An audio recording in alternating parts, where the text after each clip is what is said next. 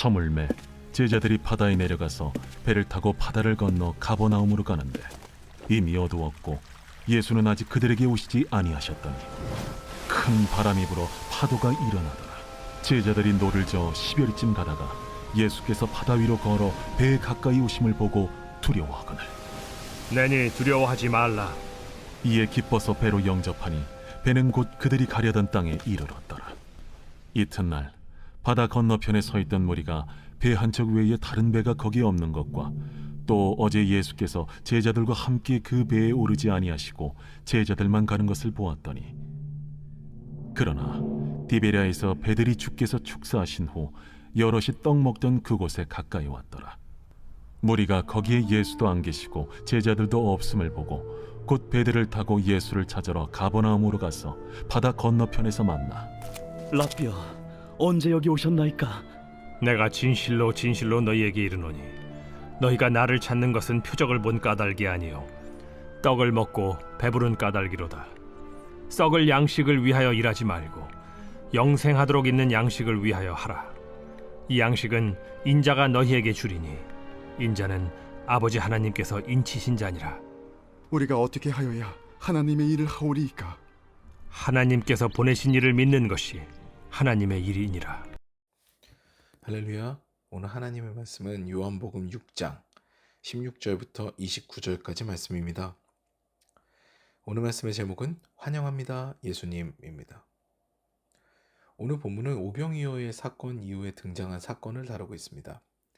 마태복음과 마가복음에서도 동일하게 기록하고 있죠. 재미있는 것은 오늘 본문은 오병이어의 사건 이후로 예수께서 제자들을 먼저 갈릴리 건너편으로 보내신다는 겁니다. 그리고 공간복음에 의하면 예수께서도 기도를 하러 홀로 산에 오르신다고 되어 있습니다. 여기서 우리는 새로운 통찰을 얻을 수 있는데요. 놀라운 기적, 그 오병이어의 기적을 경험하고 난 다음에 예수께서도 하나님을 만나는 시간을 갖게 되는 것을 볼 수 있다는 겁니다.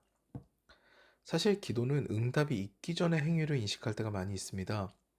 기도를 하고 응답을 받으면 이제 더 이상 기도를 할 필요성을 못 느끼는 것이죠. 원하는 바를 이뤘거든요. 마치 선물을 받고 나면 그 선물의 포장을 뜯느라 정신없는 어린아이와 같습니다. 그런데 기도는 욕망의 실현체가 아니라 대화의 시간입니다. 주님과 대화를 하는 시간이 바로 우리의 기도 시간이 되어야 되죠.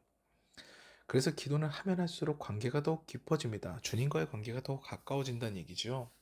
오늘도 주님과 대화하는 시간을 갖게 되심으로 주님과 더욱더 가까워지는 저와 여러분 되시기를 주님의 이름으로 축원합니다. 바로 예수께서도 이 사실을 아셨던 거예요. 오병이어의 기적 이후 사람들은 예수님을 왕으로 삼으려고 합니다. 그 분주함 가운데 예수께서는 오히려 그 분주함을 피해서 하나님께 나아가 그분과 대화합니다.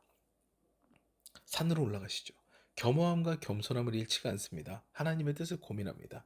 오늘 본문은 이 배경에서 시작합니다. 예수님께서 하나님과 만나는 시간을 갖는 사이에 제자들은 배를 몰고 가버나움을 향해 갑니다. 그들이 지나는 갈릴리 바다 같은 경우에는요, 길이가 20km, 폭이 가장 긴 곳은 11km 정도가 될 정도로 큰 바다입니다. 여기서 갑자기 광풍이 부는 거죠.